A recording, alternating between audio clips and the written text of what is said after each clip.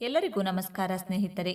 ಹಿಂದೂ ಪಂಚಾಂಗದ ಪ್ರಕಾರ ಹೊಸ ವರ್ಷವು 2025 ಮಾರ್ಚ್ 30ರಂದು ಪ್ರಾರಂಭವಾಗಲಿದೆ. ಯುಗಾದಿ 2025 ಪಂಚಾಂಗದಲ್ಲಿ ಶ್ರೀ ವಿಶ್ವಾವಸು ನಾಮ ಸಂವತ್ಸರದ ಆರಂಭವನ್ನು ಸೂಚಿಸುತ್ತದೆ. ಕುಂಭ ರಾಶಿಯಲ್ಲಿ ಜನಿಸಿದವರಿಗೆ ಅವಕಾಶಗಳು ಮತ್ತು ಸವಾಲುಗಳನ್ನು ತರಬಹುದು. ಈ ಹಿಂದೂ ಹೊಸ ವರ್ಷವು ಕುಂಭ ರಾಶಿಯಲ್ಲಿ ಜನಿಸಿದವರಿಗೆ ಹೇಗಿರಲಿದೆ? ನಿಮ್ಮ ಜೀವನದಲ್ಲಿ ಬದಲಾವಣೆಗಳಿದೆಯಾ? ಕುಂಭ ರಾಶಿಗೆ ಶ್ರೀ ವಿಶ್ವಾವಸು ನಾಮ ಸಂವತ್ಸರದ ಫಲವೇನು? ಕುಂಭ ರಾಶಿ ಮೇಲೆ ಗ್ರಹಗಳ ಪ್ರಭಾವ ಹೇಗಿರಲಿದೆ? ಉದ್ಯೋಗ, ಕುಟುಂಬ, ಆರೋಗ್ಯ, ವ್ಯಾಪಾರದಲ್ಲಿ ಏನೆಲ್ಲ ಬದಲಾವಣೆಯಾಗಲಿದೆ? ಯಾವುದರಲ್ಲಿ ಶುಭ, ಯಾವ ವಿಷಯದಲ್ಲಿ ಎಚ್ಚರಿಕೆ ವಹಿಸಬೇಕು ಎಂಬುದರ ಸಂಪೂರ್ಣ ಮಾಹಿತಿ ನೋಡೋಣ. ಅದಕ್ಕೂ ಮುಂಚೆ ನೀವಿನ್ನು ಚಾನೆಲ್ಗೆ ಸಬ್ಸ್ಕ್ರೈಬ್ ಆಗಿಲ್ಲ ಅಂದರೆ ಈಗಲೇ ಸಬ್ಸ್ಕ್ರೈಬ್ ಆಗಿ, ಹಾಗೆ ವಿಡಿಯೋಗೆ ಲೈಕ್ ಮಾಡಿ, ವಿಡಿಯೋ ಸ್ಕಿಪ್ ಮಾಡದೆ ಕೊನೆ ತನಕ ನೋಡಿ. ಕುಂಭ ರಾಶಿಯ ಯುಗಾದಿಯ ವರ್ಷ ಭವಿಷ್ಯ 2025. ಆರ್ಥಿಕ ಪರಿಸ್ಥಿತಿ ಸಾಮಾನ್ಯಕ್ಕಿಂತ ಉತ್ತಮ ಎನ್ನುವಂತಹ ಫಲಿತಾಂಶವನ್ನು ನೀವು ಈ ಹೊಸ ವರ್ಷದಲ್ಲಿ ಪಡೆದುಕೊಳ್ಳುವ ಸಾಧ್ಯತೆ ದಟ್ಟವಾಗಿದೆ.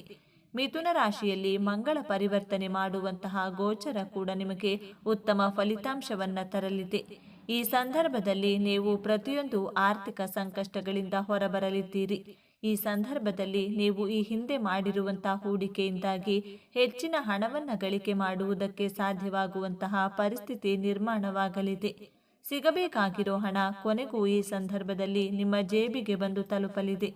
ಈ ಸಂದರ್ಭದಲ್ಲಿ ಆದಷ್ಟು ಹಣವನ್ನು ಹೆಚ್ಚಾಗಿ ಖರ್ಚು ಮಾಡುವುದನ್ನು ತಪ್ಪಿಸಿಕೊಳ್ಳುವುದಕ್ಕೆ ನಿಮ್ಮ ಹಿರಿಯರಿಂದ ಮಾರ್ಗದರ್ಶನವನ್ನು ಪಡೆದುಕೊಳ್ಳಿ. ಈ ಸಂದರ್ಭದಲ್ಲಿ ನೀವು ನಿಮಗಾಗಿ ಹಾಗೂ ನಿಮ್ಮ ಕುಟುಂಬಸ್ಥರಿಗಾಗಿ ಹಣವನ್ನು ಬಳಸಿಕೊಳ್ಳುವುದಕ್ಕೆ ಯಶಸ್ವಿಯಾಗಲಿದ್ದೀರಿ. ಹಾಗೂ ವಿಶೇಷವಾಗಿ ಫಾರಿನ್ ಮೂಲಗಳಿಂದ ಹಣವನ್ನು ಸಂಪಾದಿಸುವವರಿಗೆ ಈ ಸಂದರ್ಭ ಸುವರ್ಣ ಅವಕಾಶವನ್ನು ಒದಗಿಸುತ್ತದೆ. ದಾಂಪತ್ಯ ಜೀವನ ವರ್ಷದ ಆರಂಭಿಕ ದಿನಗಳಲ್ಲಿ ದಾಂಪತ್ಯ ಜೀವನದಲ್ಲಿ ನೀವು ಸಮಸ್ಯೆಯನ್ನು ಎದುರಿಸಬಹುದಾಗಿದೆ. ವರ್ಷದ ದ್ವಿತೀಯಾರ್ಧದಲ್ಲಿ ನೀವು ನಿಮ್ಮ ದಾಂಪತ್ಯ ಜೀವನದಲ್ಲಿ ಚೇತರಿಕೆಯನ್ನು ಕಾಣಬಹುದು. ಈ ಸಂದರ್ಭದಲ್ಲಿ ನಿಮ್ಮ ಜೀವನ ಸಂಗಾತಿ ಕೂಡ ನಿಮಗೆ ಸಪೋರ್ಟ್ ಮಾಡಲಿದ್ದಾರೆ. ಏಪ್ರಿಲ್ ಒಳಗೆ ಸಾಕಷ್ಟು ಸಮಸ್ಯೆಗಳನ್ನು ನೀವು ದಾಂಪತ್ಯ ಜೀವನದಲ್ಲಿ ಎದುರಿಸಬೇಕಾಗುತ್ತದೆ.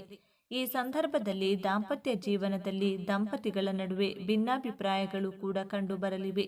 ಸೆಪ್ಟೆಂಬರ್ ತಿಂಗಳ ನಂತರ ನಿಮ್ಮ ನಡುವೆ ಪ್ರೀತಿ ಇನ್ನಷ್ಟು ಹೆಚ್ಚಾಗಲಿದೆ ಹಾಗೂ ಇಬ್ಬರು ಪರಸ್ಪರ ಒಬ್ಬರನ್ನೊಬ್ಬರು ಅರ್ಥ ಮಾಡಿಕೊಳ್ಳಲು ಈ ಸಂದರ್ಭದಲ್ಲಿ ಸಮಯ ಸಿಗಲಿದೆ. ಈ ಸಂದರ್ಭದಲ್ಲಿ ಹೊಸದಾಗಿ ಮದುವೆ ಆಗಿರುವವರು ಕೂಡ ತಮ್ಮ ಫ್ಯಾಮಿಲಿ ಪ್ಲಾನಿಂಗ್ ಬಗ್ಗೆ ಯೋಚನೆ ಮಾಡಬಹುದು. ಉದ್ಯೋಗ ಮತ್ತು ವ್ಯಾಪಾರ ಒಂದು ವೇಳೆ ನೀವು ವ್ಯಾಪಾರಸ್ಥರಾಗಿದ್ದರೆ ಈ ಸಂದರ್ಭದಲ್ಲಿ ಲಾಭ ಗಳಿಸುವಂತಹ ಸಾಧ್ಯತೆ ಹೆಚ್ಚಾಗಿದೆ. ಜನವರಿಯಿಂದ ಮೇ ತಿಂಗಳು ನಿಮಗೆ ವ್ಯಾಪಾರದ ದೃಷ್ಟಿಯಲ್ಲಿ ಸಾಕಷ್ಟು ಲಾಭದಾಯಕವಾಗಿರಲಿದೆ. ಈ ಸಂದರ್ಭದಲ್ಲಿ ನಿಮ್ಮ ವ್ಯಾಪಾರದಲ್ಲಿ ಹಣದ ಹರಿವು ಹೆಚ್ಚಾಗುವುದರಿಂದಾಗಿ ಹಣಕಾಸಿನ ವಿಚಾರದಲ್ಲಿ ಯಾವುದೇ ರೀತಿಯ ಹೆಚ್ಚಿನ ತಲೆಕೆಡಿಸಿಕೊಳ್ಳಬೇಕಾದ ಅಗತ್ಯವಿಲ್ಲ. ಈ ಸಂದರ್ಭದಲ್ಲಿ ನೀವು ನಿಮ್ಮ ಬಿಸ್ನೆಸ್ ಪಾರ್ಟ್ನರ್ಗಳ ಜೊತೆಗೆ ಉತ್ತಮ ರೀತಿಯಲ್ಲಿ ಬಾಂಧವ್ಯವನ್ನು ಹೊಂದಬೇಕಾದಂತಹ ಅಗತ್ಯವಿದೆ. ಆದರೆ ಈ ಸಂದರ್ಭದಲ್ಲಿ ಕೆಲವೊಂದು ಅಹಿತಕರ ಮಾತುಕತೆಗಳು ನಡೆಯಬಹುದಾದಂತಹ ಸಾಧ್ಯತೆ ಇರಬಹುದು. ಅವುಗಳನ್ನು ನೀವು ಶಾಂತ ರೀತಿಯಲ್ಲಿ ಬಗೆಹರಿಸಿಕೊಳ್ಳುವುದು ಉತ್ತಮ. ಅದರಲ್ಲೂ ವಿಶೇಷವಾಗಿ ಈ ರೀತಿಯ ಭಿನ್ನಾಭಿಪ್ರಾಯಗಳು ಆಗಸ್ಟ್ ತಿಂಗಳಲ್ಲಿ ಹೆಚ್ಚಾಗಿ ಕಾಣಿಸಿಕೊಳ್ಳುವುದರಿಂದಾಗಿ ಈ ತಿಂಗಳಲ್ಲಿ ವಿಶೇಷವಾಗಿ ಈ ವಿಚಾರದ ಬಗ್ಗೆ ಗಮನವಹಿಸಿ.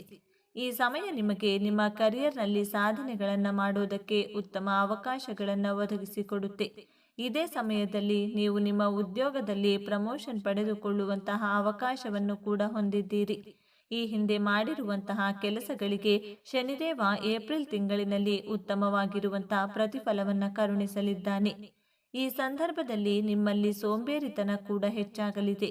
ಹೀಗಾಗಿ ಕೆಲಸವನ್ನು ಉಳಿಸಿಕೊಳ್ಳಬೇಕು ಅಥವಾ ಅದರಲ್ಲಿ ಸಾಧಿಸಬೇಕು ಎನ್ನುವಂತಹ ಛಲ ಇದ್ರೆ ಸೋಂಬೇರಿತನವನ್ನು ಬಿಡಬೇಕು. ಈ ಸಮಯದಲ್ಲಿ ನೀವು ನಿಮ್ಮ ಬಾಸ್ ಜೊತೆಗೂ ಕೂಡ ಕೆಲವೊಂದು ಅಹಿತಕರ ಘಟನೆಗಳಲ್ಲಿ ಭಾಗಿಯಾಗಬಹುದಾಗಿದ್ದು ಆದಷ್ಟು ಈ ಸಂದರ್ಭದಲ್ಲಿ ಹುಷಾರಾಗಿರಿ.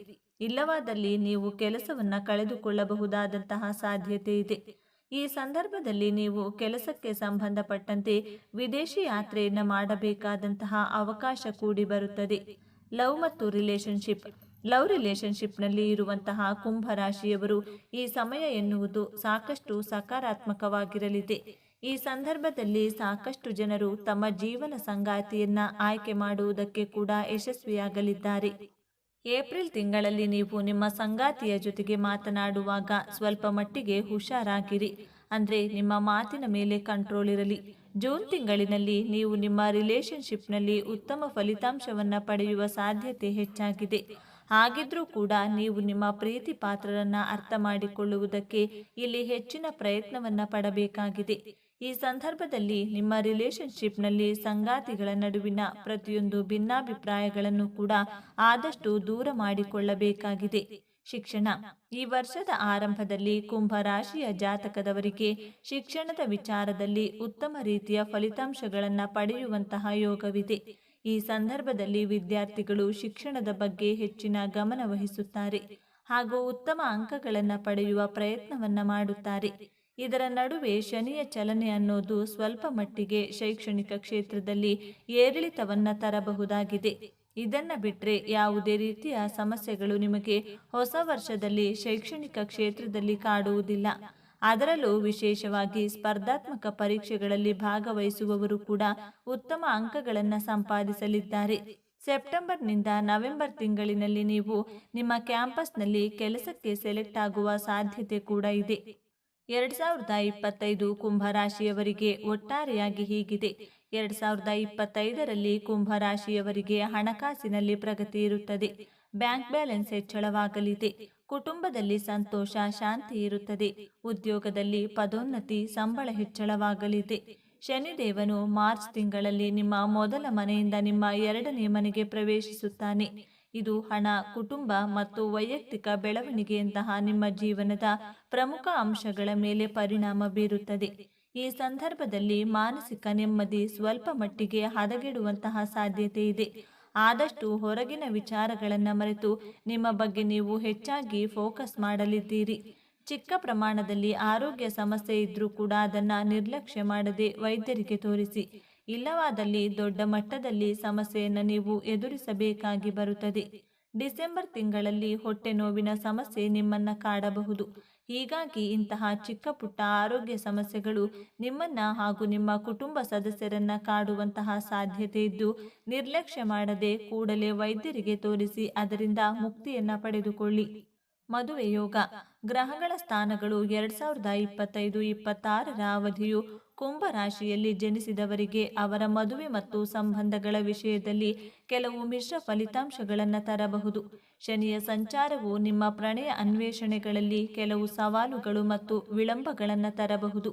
ಹಾಗೆ ಗುರುವಿನ ಸಂಚಾರವು ನಿಮ್ಮ ಸಂಬಂಧಗಳಲ್ಲಿ ಬೆಳವಣಿಗೆ ಮತ್ತು ಪರಿವರ್ತನೆಗೆ ಅವಕಾಶಗಳನ್ನು ತರಬಹುದು.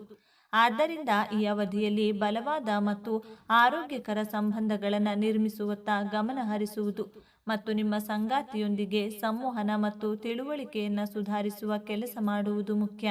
ಪರಿಹಾರಗಳು. ಶನಿವಾರದಂದು ಶಿವ, ಪಾರ್ವತಿ ದೇವಿ ಮತ್ತು ಗಣೇಶನನ್ನ ಪೂಜಿಸಿ. 14 ಮುಖಿ ರುದ್ರಾಕ್ಷಿಯನ್ನ ಧರಿಸಿ. ಶನಿವಾರದಂದು ನೀಲಮಣಿಯನ್ನ ಧರಿಸಿ ಮತ್ತು ಶಿವ ಸ್ತೋತ್ರವನ್ನ ಪಠಿಸಿ. ಸ್ನೇಹಿತರೆ, ಈ ಮಾಹಿತಿ ನಿಮಗೆ ಇಷ್ಟವಾಗಿದ್ದಲ್ಲಿ ದಯವಿಟ್ಟು ಶೇರ್ ಮಾಡಿ, ಲೈಕ್ ಮಾಡಿ ಮತ್ತು ನಮ್ಮ ಚಾನಲ್ಗೆ ಸಬ್ಸ್ಕ್ರೈಬ್ ಆಗಿ. ಎಲ್ಲರೂ ಭಕ್ತಿಯಿಂದ ಓಂ ಶ್ರೀ ಶನೇಶ್ವರ ನಮಃ ಅಂತ ಕಮೆಂಟ್ ಮಾಡಿ. ಧನ್ಯವಾದಗಳು.